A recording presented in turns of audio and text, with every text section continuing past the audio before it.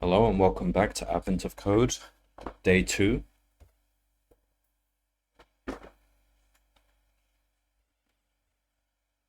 Day 2 opened about an hour, quarter ago.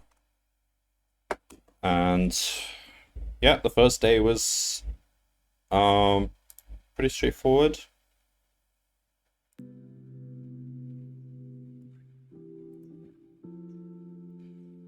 Hello 77, Peaceful 77. Are you doing Advent of Code as well?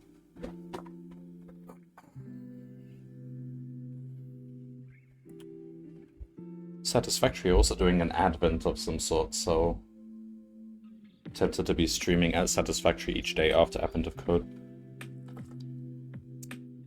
Alright, so what do we got? Day 2, Red-Nosed Reports. Fortunately, the first location the historians want to search isn't a long walk from the chief historian's office.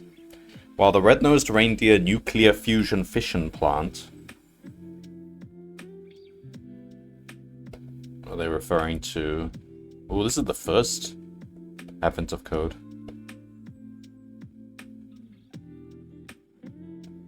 Cool.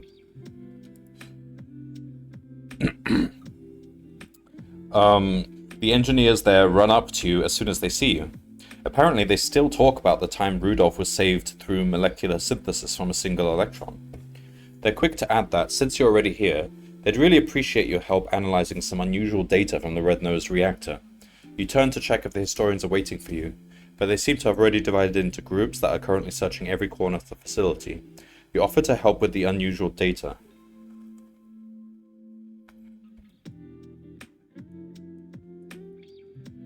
The unusual data.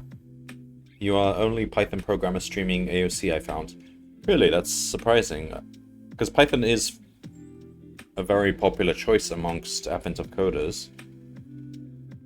It's also a pretty competitive language, I would say, in terms of speed of code. Since the runtime of the code doesn't matter so much, it's usually seconds. Okay. I haven't really looked at people streaming. The only one I usually watch is Captain Coder. He does C#.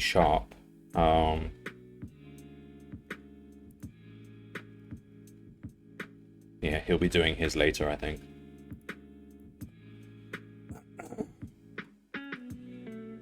The unusual data, your puzzle input, consists of many reports.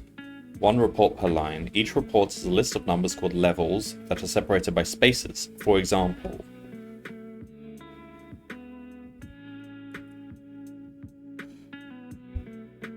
so one line is a report, each number is a level, okay?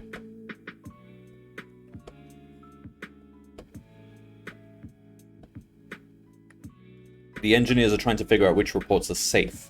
The red-nosed reactor safety systems can only tolerate levels that are either gradually increasing or gradually decreasing, so a report only counts as safe if both of the following are true. The levels are either all increasing or all decreasing. Any two adjacent levels differ by at least 1 and at most 3.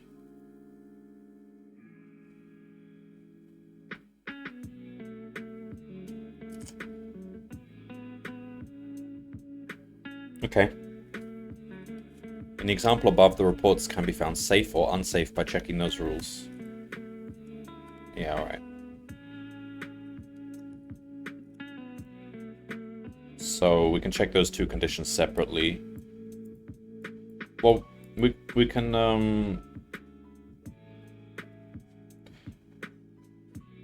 well, I'm just thinking about how I'd actually write the Boolean condition. Yeah, we can say I can't describe it in words, let's just start coding.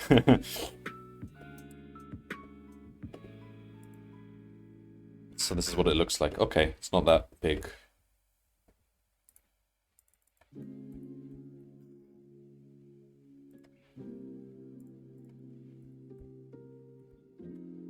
Okay.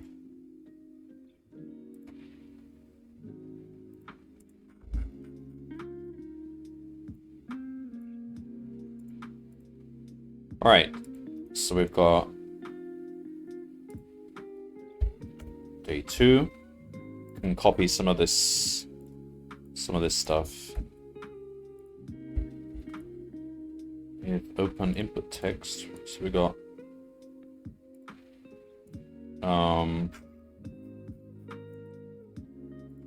so let's just say reports equals an empty list.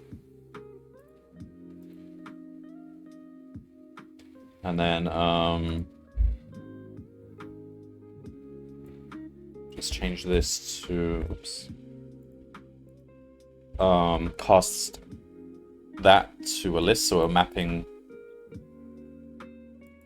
that to a list of integers for each report. And we want to put that reports.append that. So this should be a list of lists. And what do we want to do? We want to check how many are safe. How many reports are safe? Okay.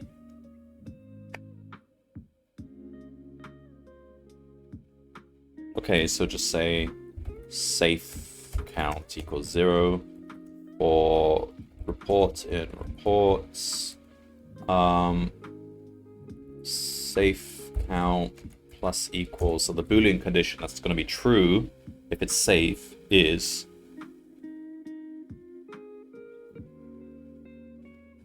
two conditions.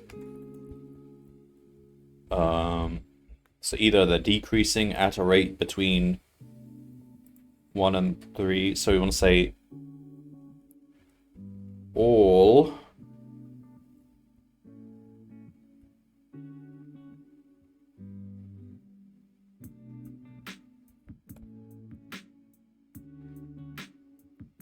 report I plus 1 minus report I is between, so the difference, the second minus the first, is between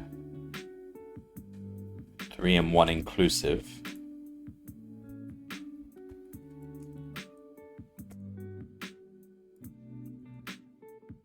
Report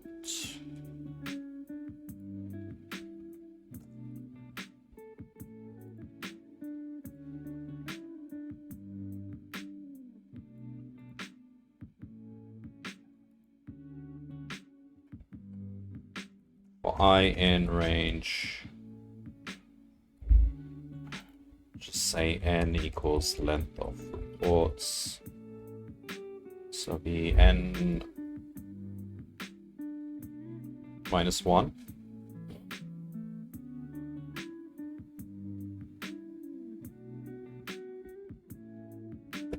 So it's that or that. We don't need that extra bracket there.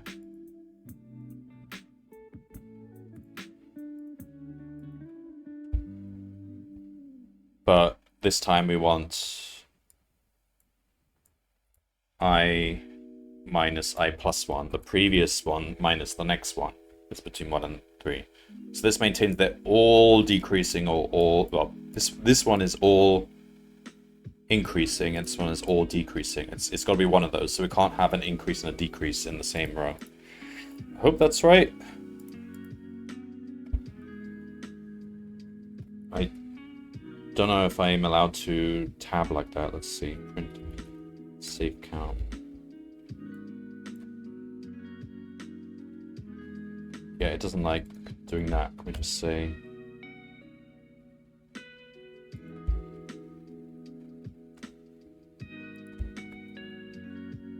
okay, we'll just put it all on one line then, whatever. I thought we could just put that on the next line. Hang on, if I do that, that's okay. Let's put it in the right place. Index out of range.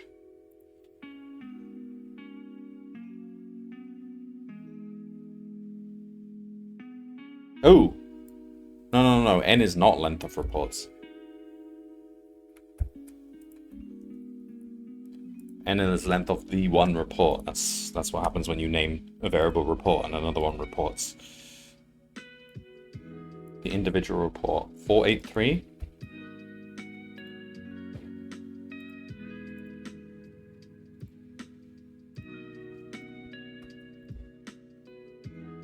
Correct.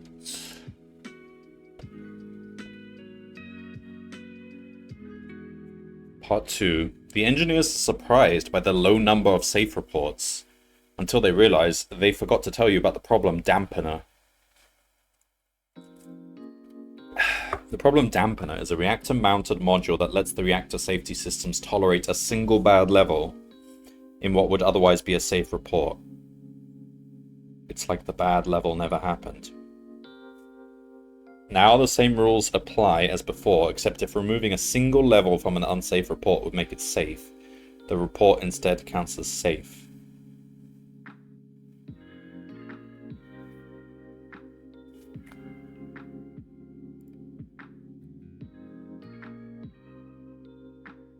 So we're working on Santa's nuke plant. Seems so. I've been working on a lot of nuclear plants lately.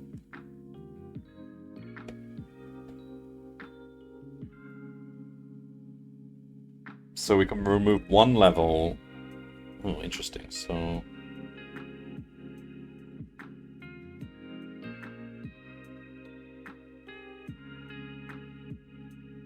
alright.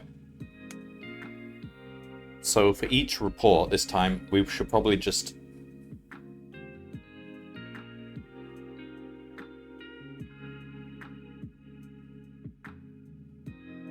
So first check if it's safe already. Because removing an element could make it unsafe. So if it's safe as is, then it's safe. If it's not safe, we then remove each item one by one from the list and check if the result is safe. I don't think there's any way around doing that, because you can't... Because removing an item then adjusts the gap between the two outer items. So yeah, I think that's the way. So... this should be okay. So first, let's make a method to work out if something's safe, because this... we don't want to be writing this many times. So let's say... define safe of a list. Call it is safe.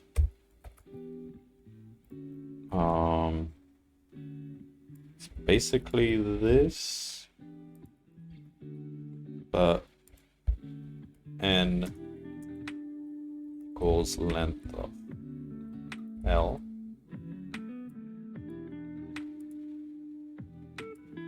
Return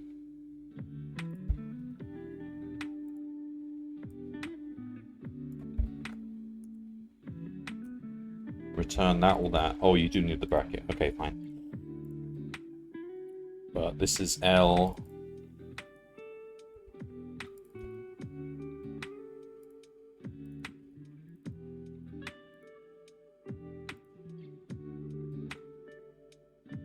I don't like leaving gaps here. The IDE is doing that automatically.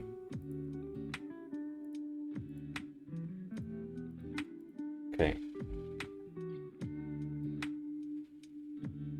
So that should... so now we can just say...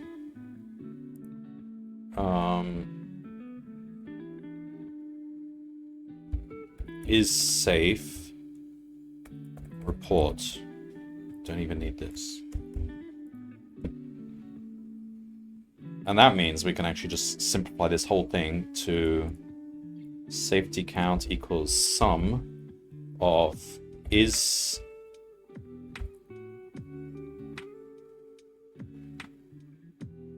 we can even do a map. We can do a map is safe reports. Sum map is safe reports. Does that work?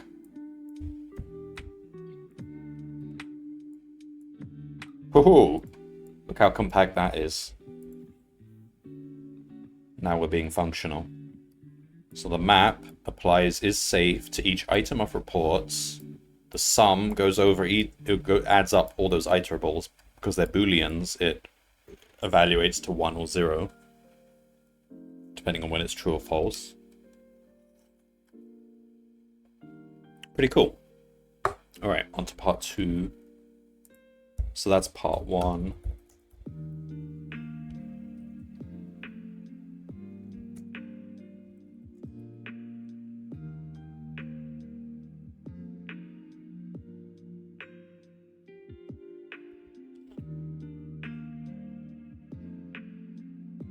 So it's similar, but it's going to be like safe. Let's say safe count 2, and we want sum of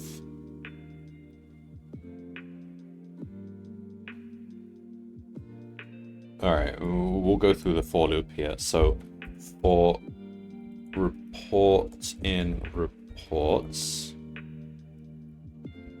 so let's say safe count 2 equals 0.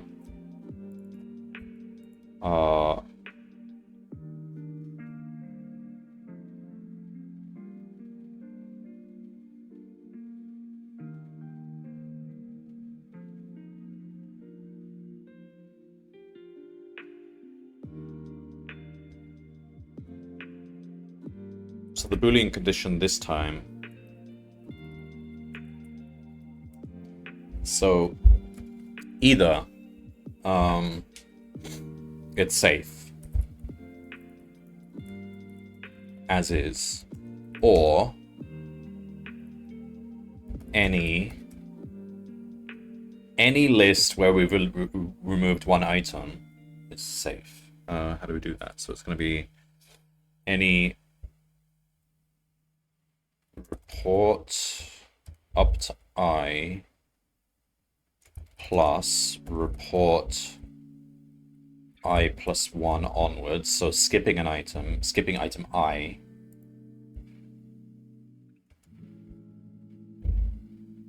And I'm going to check if that is safe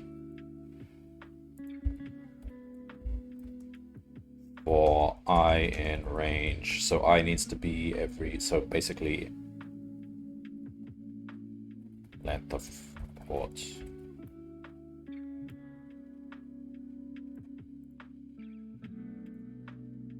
Does that look right?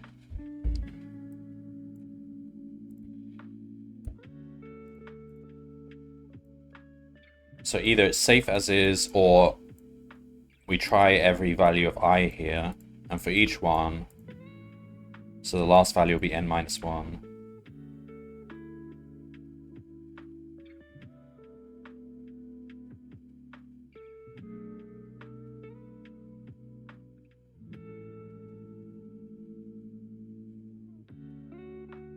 So that's skipping the I value I. Yeah, I think so. 528. So it's slightly more safe. That's to be expected because we're relaxing the safety condition. So we can only get more safety. Correct? Okay. Yeah, that was a good problem. The key Python thing there was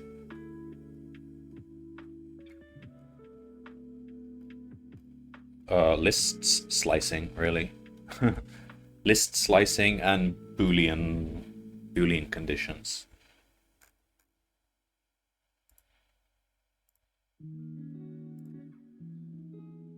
So unlike last year where they threw a real curveball at us in day 1, it's been quite straightforward so far. That will change, for sure. Yeah, last time it was really just, you get 2 lists of integers, sort them both, order them, smallest to largest, and then just add up the distances between A and B in each. easily described in words. And part 2 was like, do the same again, except for each item in the first list, you multiply it by the number of times it appears in the second list. Add up all those numbers. Yeah, it's just lots of maps. Generators. Okay.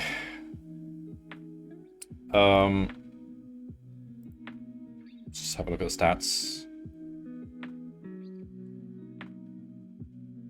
Far less completion rate compared to yesterday around this time of day. Actually, I don't remember what it was yesterday. Oh, it probably was around, maybe it was around 10,000. Does any mean that if at least one slicing is true, it returns true? Yeah. What's more is it does short-circuiting. So as soon as it finds a condition which is true, it stops evaluating the remainder. That's pretty important because you might have errors in later conditions if you're assuming like you don't run off the end of lists and stuff. So yeah, you can assume that the moment it finds a true condition, it won't bother evaluating the remainder. And you can use all. But I used all, didn't I? Did I use all as well? All is the equivalent.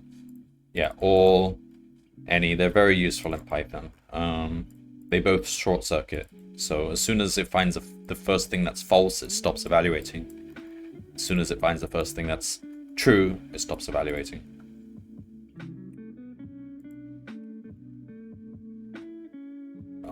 Yeah, it's equivalent to... Basically, it's doing the union, Boolean union.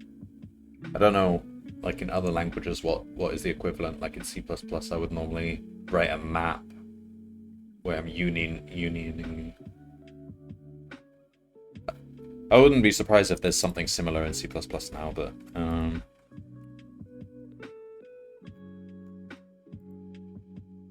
yeah, I think this is as simple as I can make it.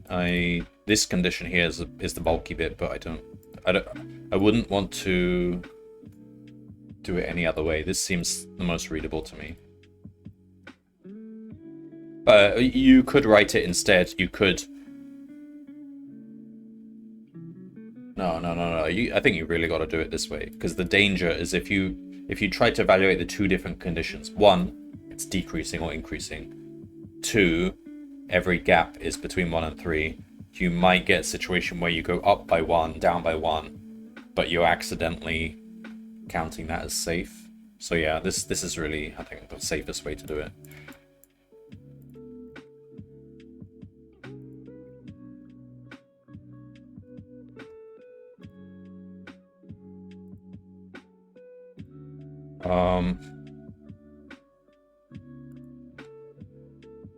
Just can have a look at the leaderboard. I mean, these are going to be seconds. 9 seconds for this. Not surprising at all. Although it's a big gap between that and the next ones.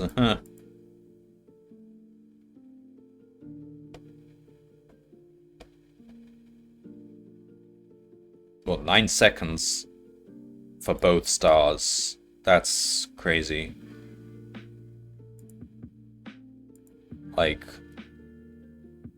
could I even look at that and know what they want in 9 seconds? How is it possible? I hope they're not using AI because it's not allowed, but it is plausible. I've like at the top end, you get competitors who will take a gamble. They'll just look at it. They'll pick out a few keywords.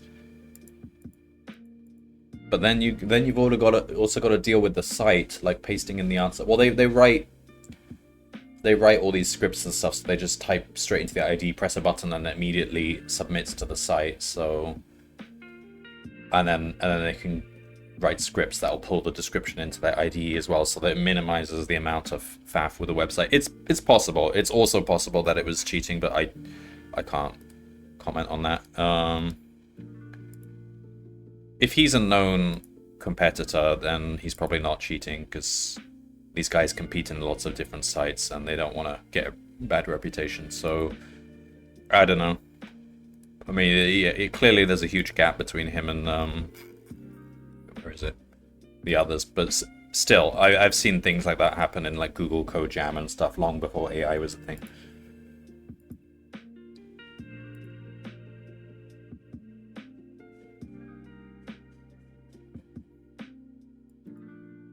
Kian XYZ, but okay, so where is he in day 2? He's not even in the list.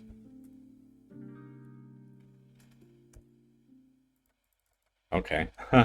So I don't know, that you would have thought he'd be in the top list every day.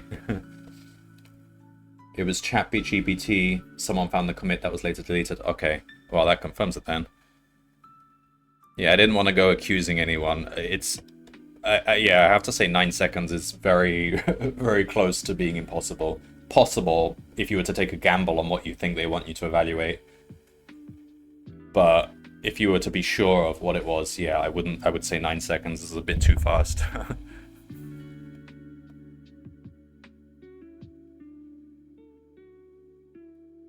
So they're gonna get removed then?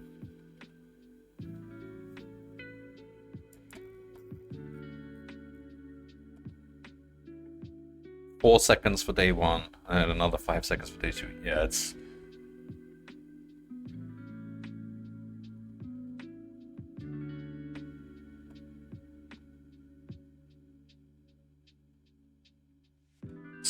what did you say? Someone found the commit that was later deleted.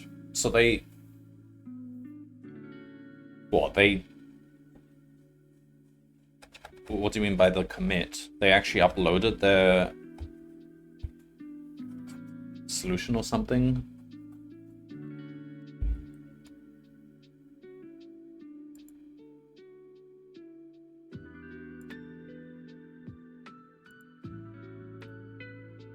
Alright, so oh,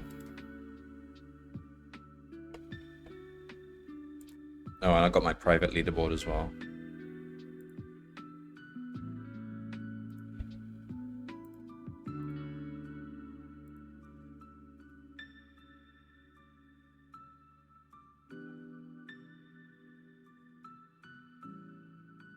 Oh, okay.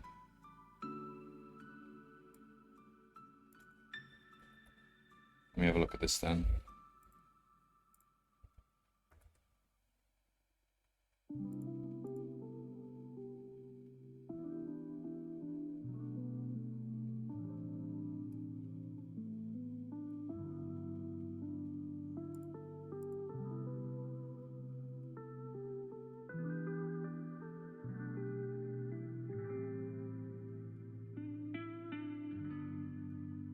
In that case, it seems like they were intending...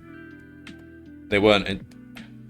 I don't know if they were intending to cheat. Maybe they were trying to write a GPT solution out of interest, but they didn't intend for it to get to the top of the leaderboard or something like that. I don't know. Because clearly they haven't attempted day 2, so...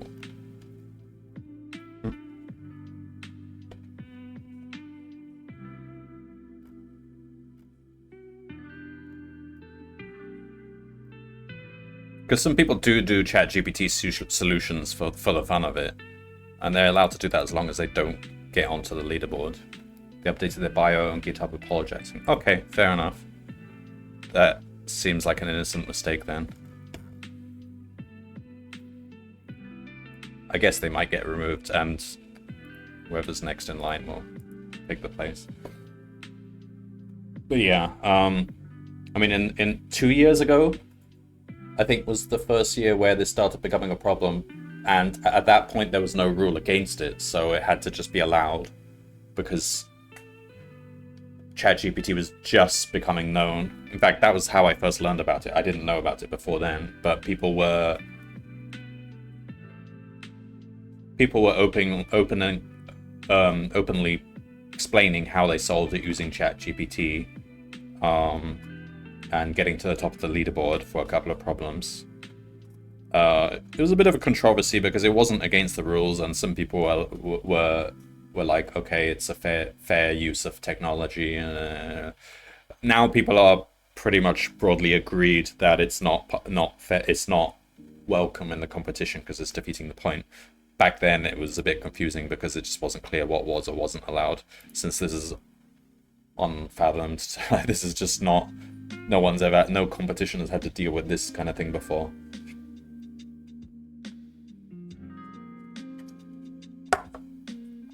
Can't imagine what situation that is created for the actual like competitive coding scene. The Google Code Jam, that's dead. That competition is dead. It's a shame. That was honestly the best, in my opinion, competitive programming competition. If they had kept going, I wonder what it would be like now, having to try and detect and filter out ChatGPT solutions. You can't. Like, people think they can detect it, but you can't. There have been studies that have been checking these so-called chatbot detector programs to detect if something, not necessarily code, but even like, I don't know, a CV or a piece of prose, to detect whether it's written by a chatbot or nothing. They're never accurate. They're like 50% accurate or something. So there's a lot of these sites which are claiming they have 100% accuracy. And a lot of universities are buying these products and then punishing students for writing solutions that were detected as being ChatGPT when there was literally just their... they didn't even use it. So it's crazy. The actual answer is you can't detect it, full stop. Anyone trying to sell you a product that detects ChatGPT is lying to you. Or they might not even be lying. Because you can say that you have a detector with 100% accuracy. I could write a detector which always says, yes, this is ChatGPT. That would technically be 100% accurate. Because every time someone uses ChatGPT, it does correctly say yes. That's the problem with accuracy. It's one-sided. You have to use a balanced... You have to balance the false positives against the true positives and so on. That's what the concept of recall and precision is. Precision and recall. You have to balance those two factors against each other to determine whether something's truly accurate. And this happens in the medical industry as well. It happened during the pandemic. People were developing COVID tests that they claimed was 100% accurate, but it was just suffering from the same problem. It was just always guessing you had COVID, which technically is 100% accurate. So yeah. Does ChatGPT just rip off GitHub anyways, like any normal programmer? Yeah. So when it first launched, it was trained on archives before a certain year. So, and that included older advent of codes, so that would have helped it know how to solve newer advent of codes. Now it's more recent, I guess, so it's more up to date. So yeah, it's probably seen a lot of advent of code. It knows the patterns and stuff. Yeah, definitely it's trained heavily on GitHub. That's one of the best sources of knowledge for it.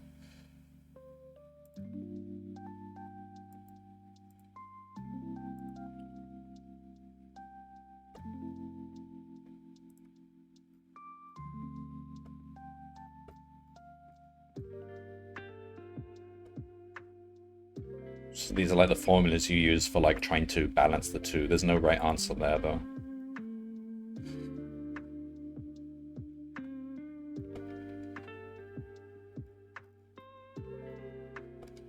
Alright. Just wait 22 hours. Yeah, I think I'll usually go like 1 or 2 hours after it launches, because that's like the best middle ground between British people waking up and Americans going to sleep. It's around midnight for US when it launches, isn't it? I think Eric said that that's just the best time for him because he has a job, a real full-time job and a family and everything. So midnight is really the only time he can really launch it and be present in case there are problems, server overloads, mistakes in the code, etc. Although mistakes are very low. He's spent an entire year ironing this out. He's had a whole series of testers help him, so there's rarely any mistakes, if ever. Maybe one or two mistakes in the past, but not often. So it's usually you started at midnight Central Time for the US. Yeah, I don't know what time Eric is on, but somewhere in the US.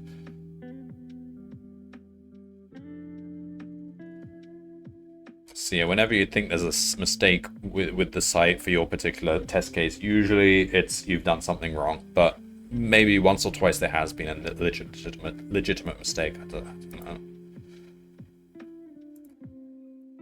All right. Well, might come back with some satisfactory then, but not. I gotta go get lunch first. So see you tomorrow then. I don't know when the hard problems are gonna start, but soon enough they'll start. Usually around problem 5 or 6 we start getting some nasty ones.